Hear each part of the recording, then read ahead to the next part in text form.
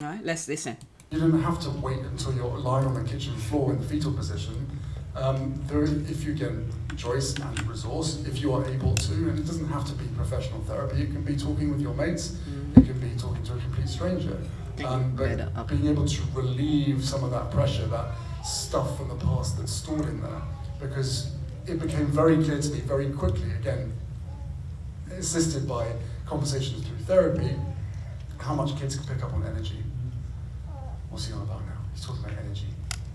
But it's not only is it a real thing, I had no idea.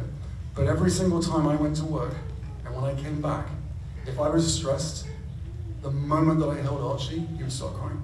There are hours, days, weeks, for some guys months, certainly for me it lasted a couple of weeks, where you are wondering what to do. What can you do?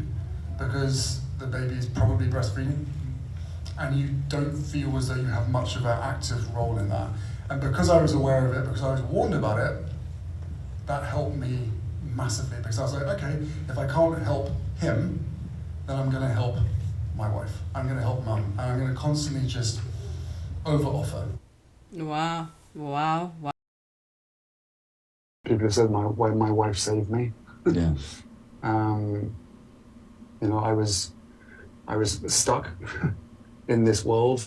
Yeah. And she was from a different world and helped sort of draw me out of that. But none of the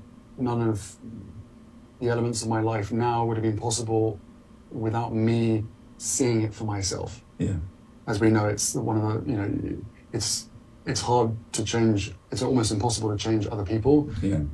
You got to start with changing yourself. Exactly. And allow that growth to happen.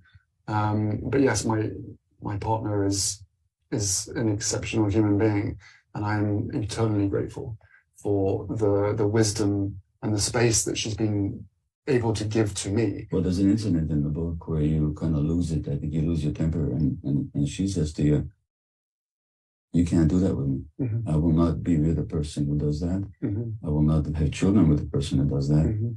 You'll have to figure out what's going on inside yourself." And my wife, bless her soul, has always challenged me to, she wouldn't put up with anything less than my true self. Mm-hmm. And what a gift. Mm-hmm. And so relationships, but not just with spouses, but also with people who see you and accept you, such an important part of healing, I think. And I needed that. Yeah. I really needed that. I needed that pushback. I needed that moment of, again, scared of losing her. And it was a real moment because of the question that she asked. Yeah. She said, is it because that was how you were brought up? Or that you've experienced or seen or heard, you know, other people within your life speak to women like that? And it was like a light bulb moment. It was like, wow. Yeah.